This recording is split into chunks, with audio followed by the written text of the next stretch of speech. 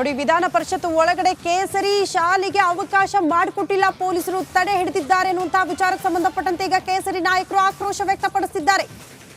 ಯಾರಿಗೆ ತಡೆ ಒಡ್ಡಿದ್ರು ಪೊಲೀಸರು, ಅಲ್ಲಿನ ಪ್ರಸಂಗ ಹೇಗಿತ್ತು ಅನ್ನೋದ್ರ ಬಗ್ಗೆ ಡೀಟೇಲ್ಸ್ ಅನ್ನ ನಿಮ್ಮ ಮುಂದೆ ಇಡ್ತಾ ಇದ್ದೀವಿ.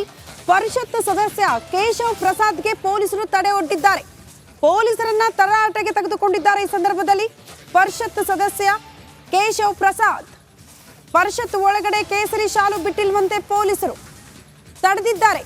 ಕೇಸರಿ ಶಾಲು ಒಳಗಡೆ ಪ್ರವೇಶ ಇಲ್ಲ ಸರ್, ಇಲ್ಲೇ ಬಿಟ್ಟು ಹೋಗ್ಬೇಕು ಅಂತ ಪೊಲೀಸರು ಹೇಳಿದ್ರು. ಆ ಕಾರಣಕ್ಕೆ ಆಕ್ರೋಶ ವ್ಯಕ್ತವಾಗಿದೆ.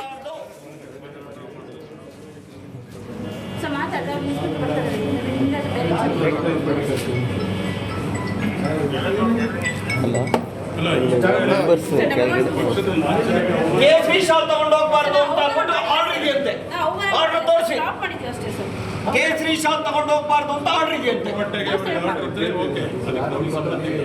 ಯಾರಪ್ಪ ನಿಮ್ಮನ್ನೆಲ್ಲ ಈ ತರ ಆದೇಶಗಳು ಯಾರು ಕೊಟ್ಟರು? ನಾವು ಇಂಡಿವಿಜುವಲ್ ಹಾಕೊಂಡು ಹೋಗ್ತಾರೆ. ಇದು ನಮ್ಮ ಇದು ಲೋಕಲ್ ಆಫೀಸ್ ನೀವ್ಯಾರು ಮಾಡ್ತಾರೆ?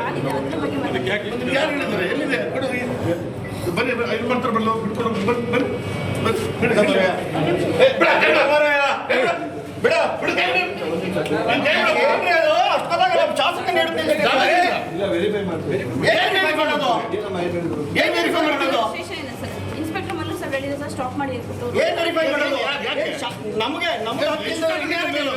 ಡೀಟೇಲ್ಸ್ ಅನ್ನ ಕೊಡ್ತಾ ಹೋಗ್ತಾರೆ. ಪೊಲಿಟಿಕಲ್ ಬ್ಯೂರೋ ಹೆಡ್ ವಿಜಯ್ ದೂರವಾಣಿ ಸಂಪರ್ಕದಲ್ಲಿದ್ದಾರೆ. ವಿಜಯ್, ಎಕ್ಸಾಕ್ಟ್ಲಿ ಏನಾಯ್ತು? ಪೊಲೀಸರು ತಡೆ ಒಡ್ಡಿದ್ಯಾ? ಯಾವ ಕಾರಣಕ್ಕೆ? ವಿಧಾನ ಪರಿಷತ್ನಲ್ಲಿ ಈಗ ಏನು ಈ ನಿನ್ನೆ ಬಂದೆ ಪಾಕಿಸ್ತಾನ ಜಿಂದಾಬಾದ್ ಅಂತ ಕೂಗಿದ ಆರೋಪದ ಹಿನ್ನೆಲೆಯಲ್ಲಿ ಸಾಕಷ್ಟು ಕೂಡ ಚರ್ಚೆ ಆರಂಭ ಆಗಿತ್ತು. ಇದಕ್ಕೆ ಸಂಬಂಧಪಟ್ಟಂತೆ ಪರ ವಿರೋಧ ಚರ್ಚೆಗಳು ಕೂಡ ನಡೆದಿತ್ತು. ಏನು ಇಡೀ ಸದನದಲ್ಲಿ ಕೂಡ ಪ್ರತಿಭಟನೆ ಮಾಡ್ತಾ ಇತ್ತು. ಇಂಥ ಸಂದರ್ಭದಲ್ಲಿ ಸದನ ಮುಂದೂಡಲಾಯಿತು. ಈ ವೇಳೆ ಸದನದ ಒಳಗಡೆ ಕೇಸರಿ ಶಾಲನ್ನ ಹಾಕೊಂಡು ಬರೋದಕ್ಕೆ ಬಿಜೆಪಿಯ ಪ್ರತಿಪಕ್ಷ ಅಂದ್ರೆ ಬಿಜೆಪಿಯ ಪರಿಷತ್ ಸದಸ್ಯರು ನಿರ್ಧಾರ ಮಾಡಿದ್ರು.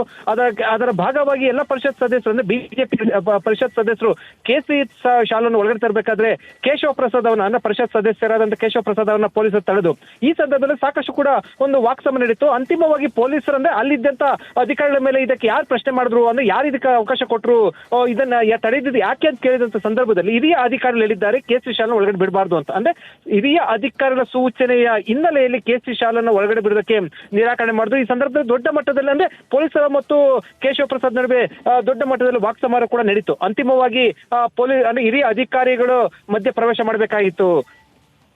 ಓಕೆ ವಿಜಯ್, ಧನ್ಯವಾದಗಳು ತಮ್ಮೆಲ್ಲ ಮಾಹಿತಿಗೆ.